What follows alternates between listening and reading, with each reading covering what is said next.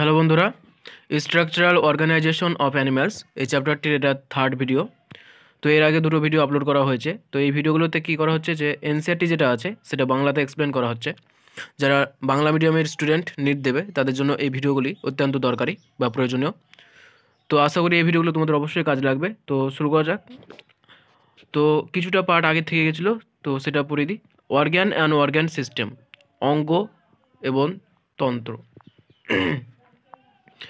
The basic tissues mentioned above organized to form organs, which in turn associated to form organ system in the multicellular organism. তো আমরা এর আগে চার ধরনের basic tissue পড়লাম: epithelium, connective, muscular, neural. তো এই চার ধরনের যে টিস্যু আছে তারা একটা নির্দিষ্ট প্রক্রিয়ার মাধ্যমে যুক্ত হয়ে অঙ্গ তৈরি করে। আর এইভাবে একাধিক অঙ্গ একে অপরের সঙ্গে সম্পর্কযুক্ত হয়ে তন্ত্র গঠিত করে। যেমন বলা যেতে পারে যে যকৃৎ, অগ্ন্যাশয়, পিত্তাশয়, তারপর পাকস্থলী, এগুলো প্রত্যেকটা হচ্ছে একটা অঙ্গ, কিন্তু এগুলো প্রত্যেকটা নিয়ে কি একটা তন্ত্র হচ্ছে কি পৌষ্টিক তন্ত্র গঠিত হয়। Such an organization is essential for more efficient and better coordinated activities of millions of cells constitutes an organism. এই যে অঙ্গ বা তন্ত্র তৈরি হচ্ছে, এটা দরকারটা কেন? যে একটা দেহ কোটি কোটি সেল, কোটি কোটি কোষ নিয়ে গঠিত। তো তাদের কাজের মধ্যে কোঅর্ডিনেট করার জন্য বা সম্পর্ক সাধন করার জন্য এই অঙ্গ বা তন্ত্রের ভূমিকা অত্যন্ত গুরুত্বপূর্ণ। অঙ্গ বা তন্ত্র থাকার ফলে কি, অঙ্গ এবং তন্ত্র থাকার ফলে কি হয় যে তান্ত্রিক সিস্টেম থাকার ফলে যে কাজগুলো অত্যন্ত সুবিধা হয়ে যায়, ভাগ ভাগ হয়ে যায়, পার্ট পার্ট হয়ে যায়। যেমন খাদ্যকে পরিপাক করার কাজটা একটা আলাদা পরিপাক তন্ত্র করছে, জনন করার কাজ জনন তন্ত্র করছে, রেচন করার কাজ রেচন তন্ত্র করছে, ফলে কাজটা ভাগ হয়ে যাচ্ছে এবং কাজটা সহজসাধ্য হচ্ছে। Each organ in our body is made of one or more types of tissue. আমাদের দেহের প্রত্যেকটা অঙ্গই এক বা একাধিক কলা দিয়ে গঠিত। For example, hour heart consist of all the four type of tissue: epithelium, connective, muscular, neural. তো আমাদের যে হৃৎপিণ্ড আছে, তো তার ধরনের এই যে চার ধরনের বেসিক টিস্যু পড়লাম, তো সব ধরনের টিস্যুই থাকে। এটা একটা ইম্পর্টেন্ট কোয়েশ্চেন যে আমাদের যে হার্ট আছে বা হৃৎপিণ্ড আছে, সেই হৃৎপিণ্ডের মধ্যে চার ধরনের টিস্যুই থাকে: এপিথেলিয়াম, কানেকটিভ, মাস্কুলার, নিউরাল, চার ধরনের টিস্যুই থাকে। আর তাছাড়া অন্যান্য অঙ্গের মধ্যে চার ধরনের মধ্যে দুই বা ততোধিক ধরনের টিস্যু থাকতে পারে। We also notice after some careful study that the complexity in organ and organ system displays certain discernible trend. যে এই যে কমপ্লেক্সিটি বা জটিলতা, অঙ্গ এবং তন্ত্রের মধ্যে যে জটিলতা, সেটা একটা ট্রেন্ড বরাবর হয় বা একটা ট্রেন্ড প্রক্রিয়ার মাধ্যমে হয়। যেমন যারা লোয়ার অর্গানিজম তাদের ক্ষেত্রে এগুলো অতটা, এটা খুব সিম্পলভাবে থাকে। যত আস্তে আস্তে উঁচু অর্গানিজমের দিকে যাবে তত এগুলো জটিল হতে থাকবে। যেমন যারা এক কোষী তাদের ক্ষেত্রে তো সমস্ত কিছু একটা কোষী হয়, মাল্টিসেলুলার কাছে সেটা বিভাজিত থাকে। অ্যাম্ফিবিয়ানের ক্ষেত্রে সেটা সহজভাবে থাকে, রেপটাইলের ক্ষেত্রে তার থেকে একটু জটিল, রেপটাইল থেকে অ্যাভিস ম্যামিলিয়া ক্ষেত্রে আরও জটিল। এভাবে কি জটিলতা বৃদ্ধি পেতে থাকে, এটা ট্রেন্ড নিয়ে।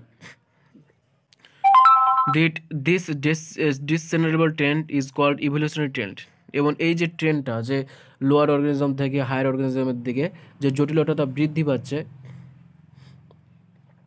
এই ট্রেন্ডটাকে বলা হয় কি ইভলিউশনারি ট্রেন্ড বা অভিব্যক্তিজনিত ট্রেন্ড। যে কি, যে যত জটিলতার বা বৃদ্ধি পাচ্ছে দেহের মধ্যে, তার পরিবেশের সঙ্গে মানিয়ে নেওয়ার জন্য, খাপ খাওয়ার জন্য তার মধ্যে সে নিজেকে পরিবর্তন করেছে, তার দেহের মধ্যে পরিবর্তন নিয়ে আসছে, এবং এর জন্য তার মধ্যে পরিবর্তন দেখার জন্য তার জটিলতা বৃদ্ধি পেয়েছে। তো ইভলিউশন যে চ্যাপ্টারটি আছে সেখানে এই এই এই কমপ্লেক্সিটিটা আরও পুরোটাই ক্লিয়ার হয়ে যাবে। You will study the detail in class 12, লেখা আছে এখানে। You are being introduced to morphology and anatomy of three organisms at different evolutionary levels to show their organization and functioning.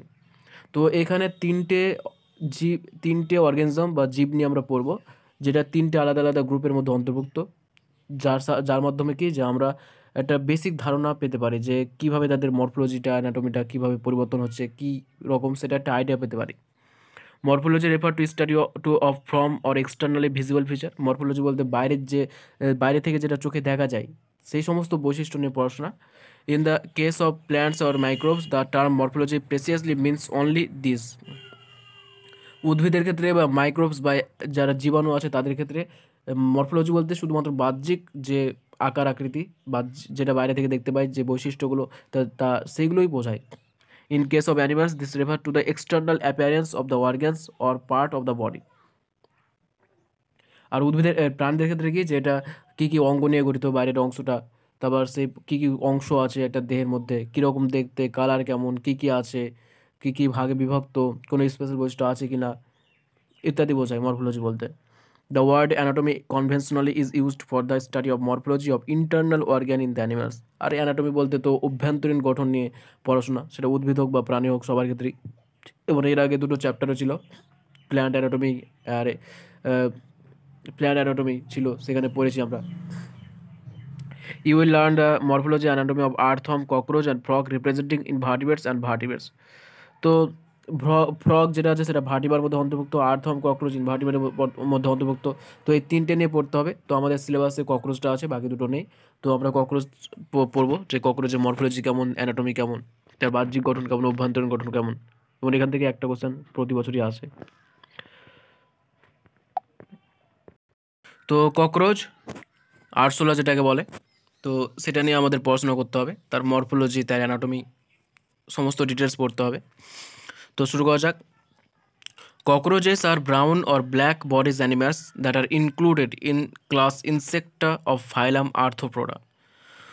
তো ককরোচের কালার কেমন, যে বাদামি বা কালো রঙের একটা জীব, যেটা কোথায়, তার অবস্থান কোথায়, ফাইলামের মধ্যে কোথায় অবস্থান, তার এই ক্লাসিফিকেশনের মধ্যে কোথায় অবস্থান, না তার ফাইলামের নাম হচ্ছে আর্থ্রোপোডা আর ক্লাসের নাম হচ্ছে ইনসেক্টা। ককরোচের ফাইলামের নাম আর্থ্রোপোডা, ক্লাসের নাম হচ্ছে Insecta. Bright yellow, red and green colored cockroaches have also been reported in tropical region.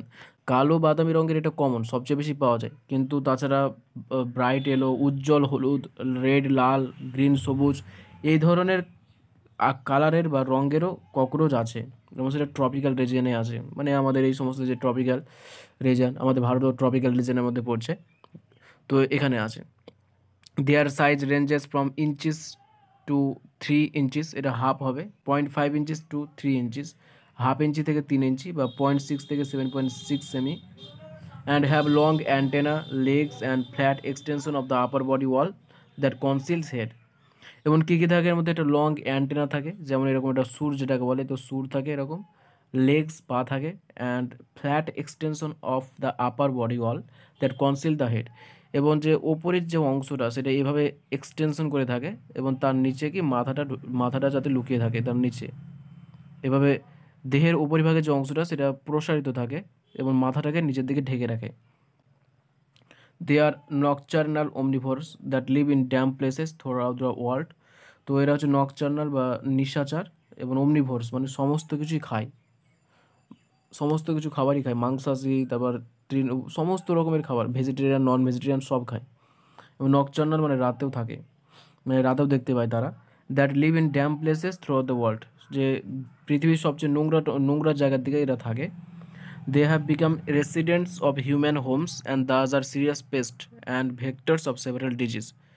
তো এরা মানুষের যে বাড়িতে, আমাদের বাড়ি ঘরের মধ্যে থাকে, এবং তার জন্য এরা পেস্ট হিসাবে কাজ করে, যে এটা একটা পেস্ট বা একটা নোংরা, several Das are serious paste, একটা পেস্ট যেটাকে বলে, যে যারা ক্ষতি করে তাদেরকে পেস্ট বলে, সেই pest and vector of several disease, যেমন অনেকগুলো রোগ যারা আছে তার ভেক্টর বা পরিবহন করে হিসেবে কাজ করে, যে রোগের জীবাণু এদের দ্বারা পরিবাহিত হয়ে মানুষের দেহে প্রবেশ করে বা ঘরে ছড়িয়ে ছিটে যায়, তো ভেক্টর হিসাবে কাজ করে, যেমন মস্কিটো একটা ভেক্টর, সেরকম ভেক্টর হিসাবে কাজ করে। তো এটা একটা বেসিক ইনফরমেশন দেওয়া আছে, যে কোন ক্লাস, কোন ফাইলাম, তারপর কালার কেমন, কোথায় কোথায় পাওয়া যায়, তার আকার আকৃতি কেমন, তারপর কী কাজ করে, কী কী আছে, এই ইত্যাদি একটা জাস্ট বেসিক ধারণা দেওয়া আছে।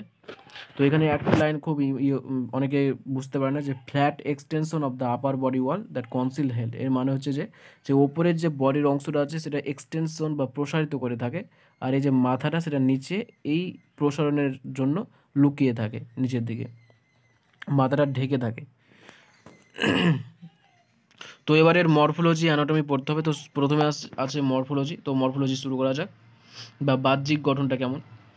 The adult of the common species of cockroach, Periplaneta americana, are about 34 to 53 millimeter long, with wings that extend beyond the tip of the abdomen in males.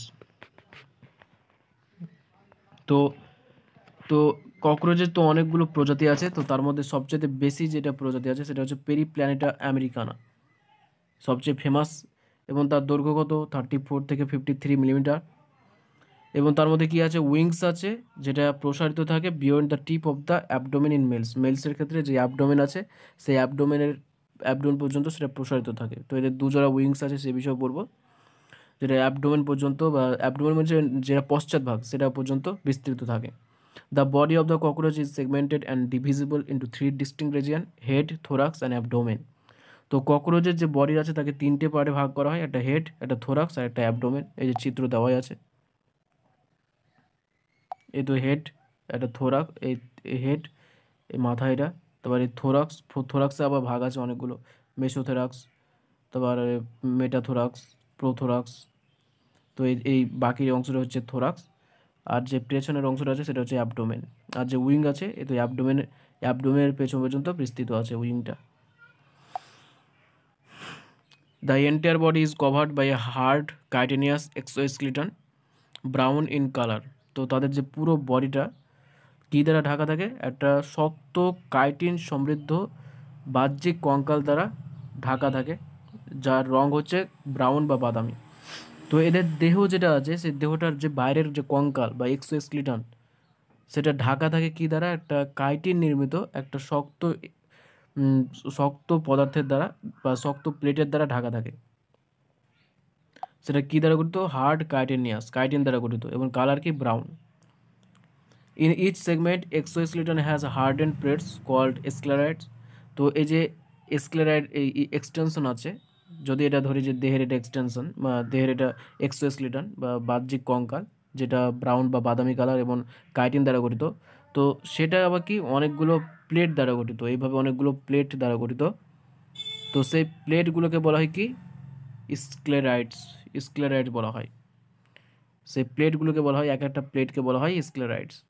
তো টারজাইটস ডরসালি অ্যান্ড স্টার্নাইটস ভেন্ট্রালি, এটা ইম্পর্টেন্ট। যে স্ক্লেরাইডস আছে সেটাকে দুই রকমভাবে নামকরণ করা হয়, যেটা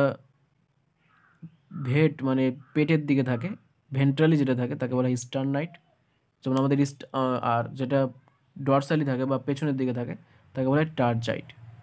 তো স্ক্লেরাইড আবার দুই ভাগে ভাগ, এটা হচ্ছে টারজাইটস আর এটা হচ্ছে স্টার্নাইটস। যেটা ভেন্ট্রালি থাকে সেটা হলো স্টার্নাইট। ভেন্ট্রালি হচ্ছে পেট থেকে পেট যেদিকে থাকে সেদিকটা হচ্ছে ভেন্ট্রাল। তো পেটের দিকে যেটা থাকে বা আমাদের পেটের আমাদের আমাদের হিসাবে তুলনা করতে হবে, তো পেটের দিকে যেটা থাকে তাকে বলে স্টার্নাইটস, আর যেটা পিঠের দিকে থাকে তাকে বলে টারজাইটস। মনে রাখার একটা সিম্পল ট্রিক্স হচ্ছে যে আমাদের পেটের দিকে কি থাকে, স্টারনাম থাকে, তাই স্টার্নাইটস বলা হয় ভেন্ট্রাল সাইডকে, আর পিঠের দিকে বলে টারজাইটস।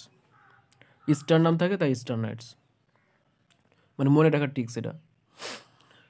They are joined to each other by a thin and flexible articular membrane বা আর্থোডিয়াল মেমব্রান। আর্থোডিয়াল মেমব্রান কি, যে এটা একটা স্ক্লেরাইড, এটা একটা স্ক্লেরাইড, তো দুটো স্ক্লেরাইড কি এভাবে যুক্ত আছে পাশাপাশি। তো এই যে যুক্ত, এই যে মেমব্রেনের মাধ্যমে যুক্ত আছে তাকে বলে আর্থোডিয়াল মেমব্রেন। এই মেমব্রেনটা কেমন, পাতলা হয় আর ফ্লেক্সিবল হয়, ছিঁড়ে যাবে না এবং পাতলা টাইপের হয়, যেটা দুটো স্ক্লেরাইডকে যুক্ত করে রাখে। স্ক্লেরাইড আবার দুই প্রকার, এটা হচ্ছে টারজাইটস আর এটা হচ্ছে স্টার্নাইটস। যেটা স্টার্নাম বা ভেন্ট্রাল সাইডে থাকে সেটা হচ্ছে স্টার্নাইটস, আর যেটা পিঠের দিকে থাকে তাহলে টারজাইটস। তো এবার একটা পার্ট দেওয়া আছে এক্সটার্নাল ফিচার অফ ককরোচেস। তো এই ছবিটা ইম্পর্টেন্ট, সবটাই ইম্পর্টেন্ট। তো তিনটে ভাগে দেখলাম, হেড একটা দেখলাম, থোরাক্স একটা দেখলাম, আর অ্যাবডোমেন একটা দেখলাম। আর অ্যান্টেনা তো প্রথমেই দেখেছি, ফিলিপ্রম অ্যান্টেনা থাকে। কম্পাউন্ড আই বা জটিল চোখ থাকে, তো একটা বিশেষ বৈশিষ্ট্য। আর এখানে pronotum, mesothorax, prothoracic leg, metathoracic leg, mesothoracic leg, anal cerci. তো আস্তে আস্তে প্রত্যেকটা পার্ট বিষয়ে ডিটেলসে পড়বো, এখনই ঘাবড়াবার কোনো বিষয় নেই। তো এবারে আসছে যে পার্টটা, সেটা হলো দেখা যাক কী আছে। তো head is a triangular in shape and lies anteriorly at right angles to the longitudinal body axis. তো আমার ককরোচের যে মাথাটা, সেই মাথাটা হচ্ছে ট্রায়াঙ্গুলার বা ত্রিভুজ আকৃতি। ককরোচের মাথাটা হচ্ছে ত্রিভুজ আকৃতি, এরকম ত্রিভুজ আকৃতি। and lies anteriorly at the right angle to the longitudinal body Axis, যে এটা হয়তো বডি, ককরোচের এটা হয়তো বডি, সেই বডির সঙ্গে কী থাকে 90 ডিগ্রি কোণ করে থাকে, লম্বলম্বিভাবে থাকে। যে এটা যদি বডি হয় তো এইভাবে থাকবে, হেডটা লম্বলম্বিভাবে থাকবে, 90 ডিগ্রি কোণ করে থাকবে, বডির সঙ্গে 90 ডিগ্রি কোণ করে থাকে মাথাটি। It is formed by the fusion of six segments and shows great mobility in all direction due to flexible neck. তো এই যে হেডটা আছে বা মাথাটা আছে সেটা 6টা সেগমেন্ট, 6টা ভাগে বিভক্ত। যে ককরোচের যে মাথাটা আছে সে মাথাটা আবার 6টা ভাগ আছে, 6টা ভাগ আছে এরকম। And shows great mobility in all direction due to flexible neck. এবং মাথাটা যে দেহের সঙ্গে যুক্ত আছে, যে নেকটা আছে বা ঘাড়টা আছে, সেই ঘাড়টা কী হয়, ফ্লেক্সিবল হয়, মানে চারিদিকে ঘুরতে পারে। মানে এর জন্য কি করে যে এই ককরোচ তার মাথাটিকে 360 ডিগ্রি ঘোরাতে পারে, 360 ডিগ্রি ঘোরাতে পারে। আমরা কিন্তু পারি না, আমরা খুব বেশি হলে 180 ডিগ্রি পারি ম্যাক্সিমাম, কিন্তু এরা 360 ডিগ্রি পারে। যে হয়তো আমাদের বুকের দিকে মাথাটা আছে কিন্তু এরা পিঠের দিকেও মাথাটাকে নিয়ে চলে যেতে পারে এবং সাইকেলের চাকার মতো ঘোরাতে পারে। এই রোবট সিনেমা যেরকম ছিল সেরকমভাবে মাথা ঘোরাতে পারবে। The head capsule bears a pair of compound eye. এবং হেডের যে ক্যাপসুল আছে, হেডের তার মধ্যে হেডের যে মানে সম্মুখ ভাগ, সেখানে কি আছে, কম্পাউন্ড আই থাকে একজোড়া, যেটা দেখলাম ছবিতে একটু আগে, কম্পাউন্ড আই থাকে। A pair of thread like antenna, একটা একজোড়া সুতোর মতো অ্যান্টেনা থাকে। Arises from the membranous socket lying in front of eyes. চোখের পাশে একটা সকেট থাকে, মেমব্রেনযুক্ত সকেট, সেখান থেকেই এই অ্যান্টেনা নির্গত হয়। Antenna have sensory receptor that help in monitoring the environment. এবং অ্যান্টেনার কাজ কি, অ্যান্টেনার মধ্যে সেন্সারি অর্গান হিসেবে কাজ করে। আমাদের যেমন চোখ, কান, নাক, জিভ, ত্বক সেন্সারি অর্গান হিসেবে কাজ করে, বাইরের পরিবেশের সঙ্গে সেন্স গ্রহণ করতে, যে উদ্দীপনা গ্রহণ করতে সাহায্য করে। ঠিক একই রকমভাবে ককরোচের ক্ষেত্রে থাকে অ্যান্টেনা, সেই অ্যান্টেনার মধ্যে সেন্স গ্রহণ করে, সেন্সারি রিসেপ্টার থাকে, এবং সেটা ওই পরিবেশটা কেমন সেটা মনিটর করতে বা নিয়ন্ত্রণ করতে সাহায্য করে, বুঝতে সাহায্য করে। তো এই যে দুটো পার্ট একটা দেখিয়ে দিলাম হেডের মধ্যে, এই যে হেডটা দেখা যাচ্ছে, হেডের মধ্যে এই যে কম্পাউন্ড আই থাকে, একজোড়া চোখ থাকে, আর আয়ের মধ্যে একটা মেমব্রেনাস সকেট থাকে, এটা দেখা যাচ্ছে না এইভাবে, কিন্তু একটা মেমব্রেনাস সকেট থাকে। সেই মেমব্রেনাস সকেট থেকে কি থাকে, অ্যান্টেনা বের হয়, যে অ্যান্টেনাটা সেন্স অর্গান হিসাবে কাজ করে, একজোড়া অ্যান্টেনা বের হয়, সেন্স অর্গান হিসাবে কাজ করে, যেটা এনভায়রনমেন্টকে মনিটর করতে সাহায্য করে। Anterior end of the head bears appendages forming biting and chewing type of mouth parts. যে মাথারই সম্মুখভাগে কিছু কিছু অংশ থাকে যেটা বাইট কামড়াতে আর চিবোতে সাহায্য করে। যে এদের মধ্যে যে মুখের অংশগুলি থাকে, যেমন আমাদের কী থাকে, মুখের মধ্যে জিহ্বা থাকে, তারপরে যে চাবল থাকে, দাঁত থাকে, ইত্যাদি থাকে, কিন্তু ওদের ক্ষেত্রে কী থাকে, যে কিছু কিছু এমন এমন পার্ট থাকে যেগুলো তাদেরকে চিবাতে এবং কাটতে সাহায্য করে। তো সেই পার্টগুলো কী কী, তো পার্টগুলো দেখা যাক। The mouth part consisting of a labrum, upper lip, একটা ল্যাব্রাম থাকে যাকে আপার লিপ বা উপরের যে ঠোঁট সেটা। এ পেয়ার অফ ম্যান্ডিবল, একজোড়া mandible. A pair of maxilla, একজোড়া ম্যাক্সিলা, এবং একটা লেবিয়াম বা লোয়ার লিপ। একটা ল্যাব্রাম থাকে আপার লিপ, একটা লেবিয়াম থাকে লোয়ার লিপ, একজোড়া ম্যান্ডিবল আর একজোড়া ম্যাক্সিলা মাউথ পার্টসের মধ্যে থাকে। তো মাথার সম্মুখভাগে মুখের বিভিন্ন অংশ থাকে, আর মুখের অংশগুলি হচ্ছে এগুলো, একজোড়া ল্যাব্রাম, একজোড়া লেবিয়াম, একটা একটা আপার লিপ, একটা লোয়ার লিপ, একজোড়া ম্যান্ডিবল, একজোড়া maxilla. A median flexible lobe acting as tongue, hypopharynx.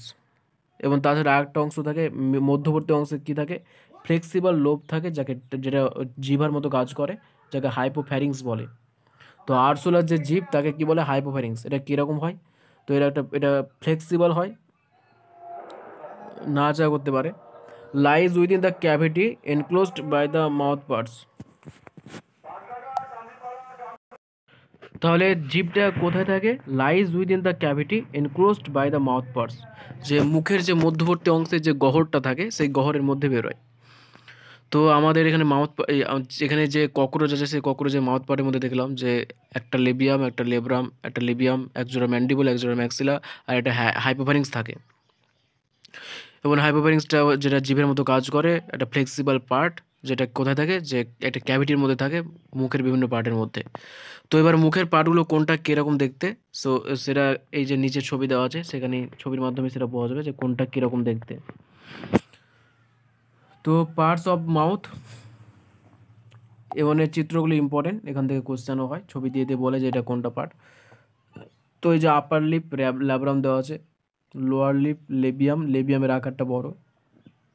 এই তো একজোড়া ম্যাক্সিলা দুই সাইডে আছে, লেবিয়ামের দুই সাইডে আছে একজোড়া ম্যান্ডিবল, যেটা উপরের দিকে দুই সাইডে আছে, আর একটা হাইপোফ্যারিংস বা যেটা জিভা হিসেবে কাজ করে। ম্যান্ডিবলে আবার দুটো পার্ট, একটা গ্রিন্ডিং রিজিয়ন আর একটা ইনসিশন রিজিয়ন। ইনসিশন রিজিয়নটা কাটতে সাহায্য করে, আর গ্রিন্ডিং রিজিয়নটা সেটা কেটে যাওয়ার পর যে ক্ষুদ্র ক্ষুদ্র অংশটা তৈরি হলো তাকে পুরো গুঁড়ো করে দেবে। ম্যান্ডিবলের মধ্যে দুটো রিজিয়ন আছে আবার। আর এই যে হেড আছে, হেডের মধ্যে যে কম্পাউন্ড আই দেখতেই পাচ্ছি, একটা মেমব্রেনাস সকেটের মধ্যে আছে, একজোড়া অ্যান্টেনা বেরিয়েছে, এই তো অ্যান্টেনা বেরিয়েছে। আর এই তো ম্যাক্সিবলগুলো কীভাবে আছে এখানে দেওয়া আছে, ম্যাক্সিলা, ম্যান্ডিবল, ল্যাব্রাম, লেবিয়াম। তো ছবিগুলো ভালো করে দেখে নেবে, প্র্যাকটিস করবে একে একে। তো এবার যেটা আছে সেটা হচ্ছে thorax. Thorax consist of 3 parts, prothorax, mesothorax, metathorax. তো ককরোচের যে দেহ সেটা 3টি পার্টে বিভক্ত, হেড, থোরাক্স, অ্যাবডোমেন। তো হেড বিষয়ে তো বললাম কী কী পার্ট থাকে, কী কী কাজ, অ্যান্টেনা, তারপরে compound eye, labrum, labium, mandible, maxillae, hypopharynx সবই পড়লাম। তো এবার যে থোরাক্স আছে, সেই থোরাক্সে আবার 3টে পার্ট, একটা প্রোথোরাক্স, একটা মেসোথোরাক্স আর একটা মেটাথোরাক্স। থোরাক্স তাহলে কি, the head is connected with thorax by a short extension of the prothorax known as the neck. তো নেক যেটা আছে, যেটাকে নেক বলি বা ঘাড় বলি, যেটা ফ্লেক্সিবল নেক, যে 360 ডিগ্রি ঘুরতে পারে, তো সেই নেকটা আসলে কিছুই না, সেটা কি আসলে, যে প্রোথোরাক্স যেটা আছে তার একটা শর্ট এক্সটেনশন। যে প্রোথোরাক্স যেটা আছে, হয়তো এটা প্রোথোরাক্স আছে, সেই প্রোথোরাক্সটা শর্ট এক্সটেনশন করে যেটা তৈরি করে সেটা হচ্ছে নেক, হালকা প্রসারিত অংশ। প্রোথোরাক্সের হালকা প্রসারিত অংশ হচ্ছে নেক বা ঘাড়।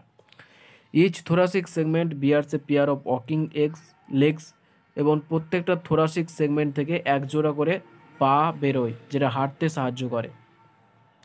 আমরা জানি যে আরশোলের ক্ষেত্রে 3 জোড়া পা থাকে, আর থোরাক্সেরও 3টে পার্ট। প্রোথোরাক্স থেকে এক জোড়া পা নির্গত হবে, যাকে প্রোথোরাসিক লেগ বলবে। মেসোথোরাক্স থেকে এক জোড়া পা নির্গত হবে, যাকে মেসোথোরাসিক লেগ বলবে।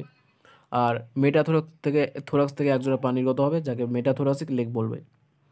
The first pair of wings arises from mesothorax and the second pair from metathorax. আর তাছাড়া এক জোড়া উইং বা ডানা থাকে, দু জোড়া ডানা থাকে। তো প্রথম জোড়া ডানাটা থাকে মেসোথোরাক্স থেকে নির্গত হয়, আর দ্বিতীয় জোড়া ডানাটা মেটাথোরাক্স থেকে নির্গত হয়। তাহলে 3 জোড়া পা থাকে, যেটা থোরাক্সের 3টে পার্ট থেকে নির্গত হয়, আর 2 জোড়া ডানা থাকে, যেটা প্রথম জোড়াটা মেসোথোরাক্স থেকে, দ্বিতীয় জোড়াটা মেটাথোরাক্স থেকে। প্রোথোরাক্স থেকে কোনো ডানা তৈরি হয় না।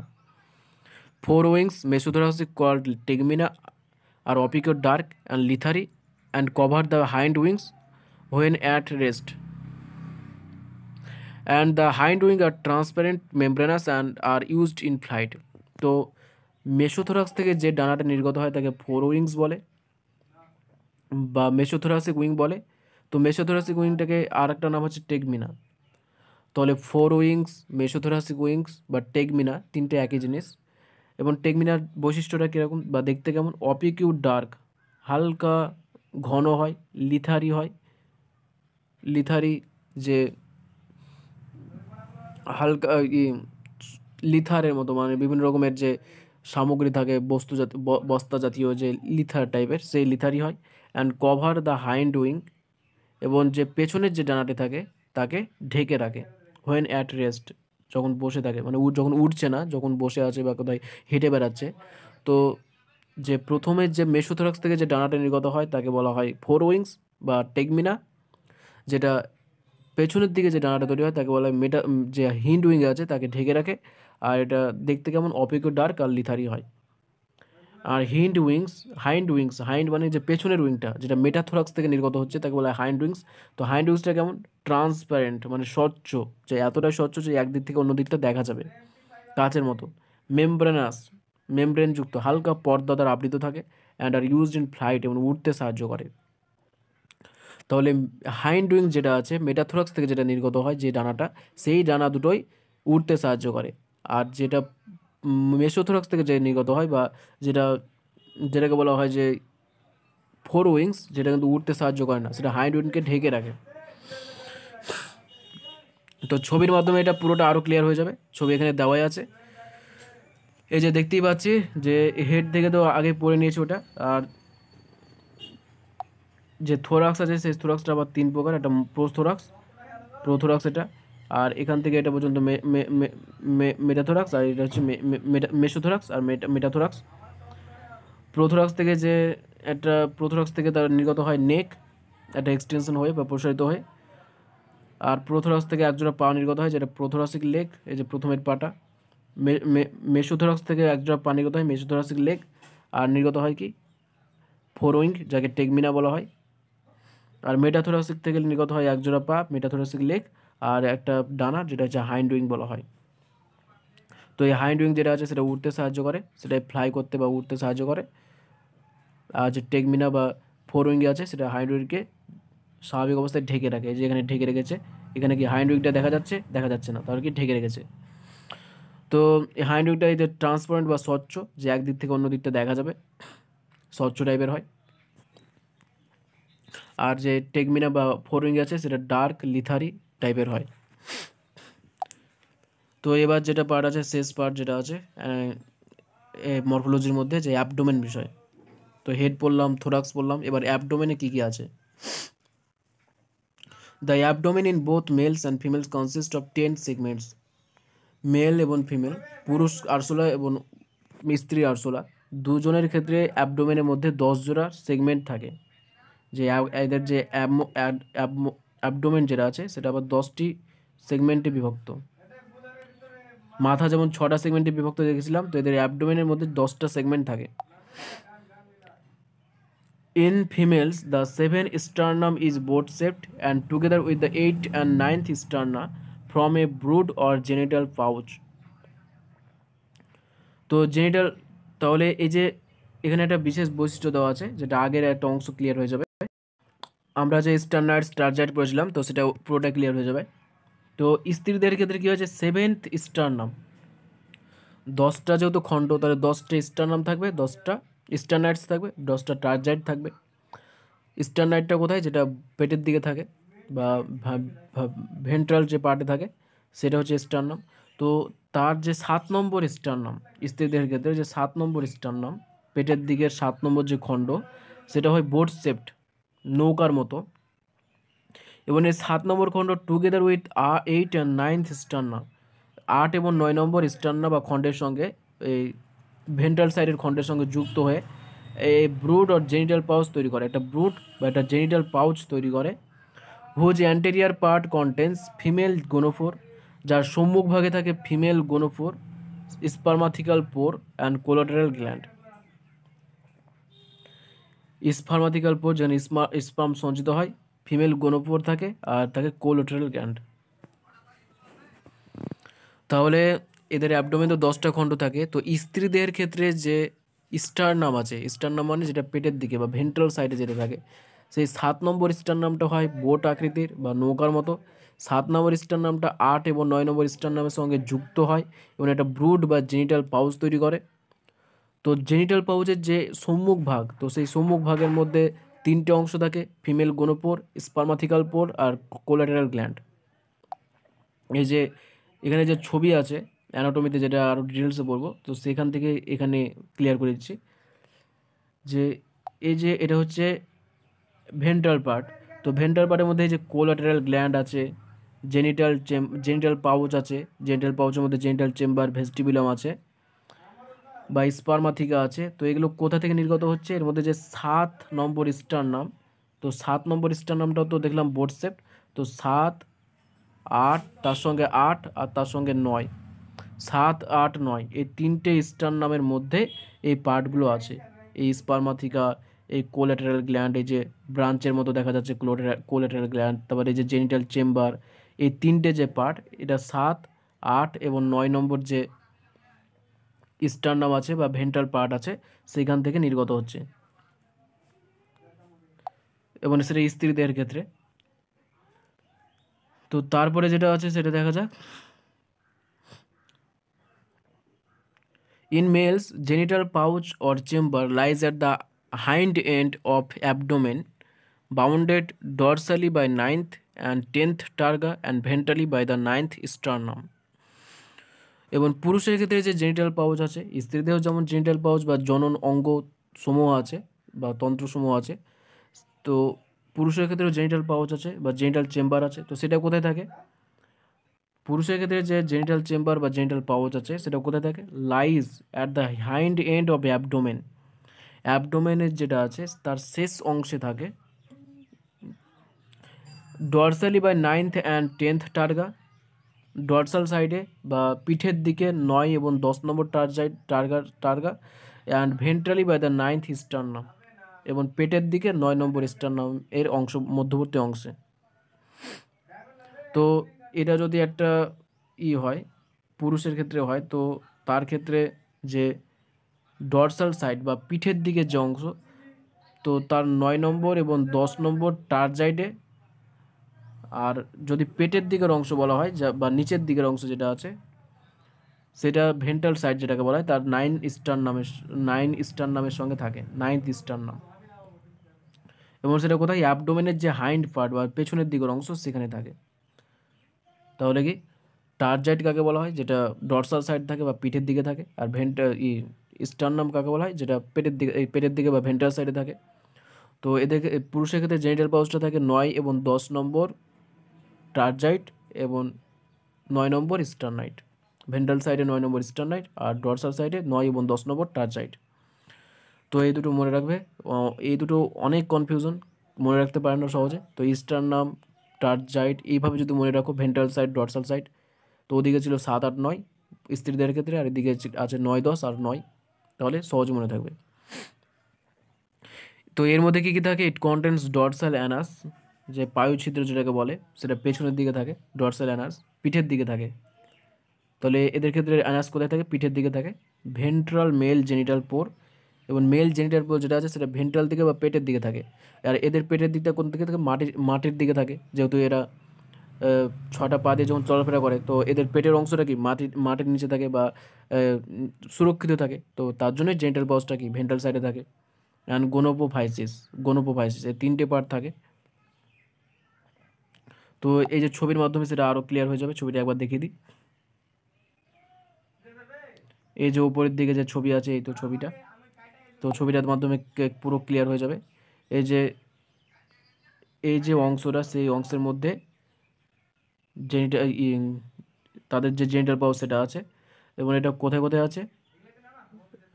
9 এবং 10 স্টারনাইট আর 9 নম্বর 9 এবং 10 টার্জাইট আর 9 স্টারনাইট, আর 9 আর 10 টার্জাইট আর 9 স্টারনাইট। এবং তার মধ্যে কী কী থাকে সেগুলো দেখলাম, যে অ্যানাস থাকে, গোনোপোফাইসিস থাকে, আর জেনিটাল পোর্ট থাকে, মেন জেনিটাল পোর্ট থাকে, ভেন্ট্রাল মেল জেনিটাল পোর্ট।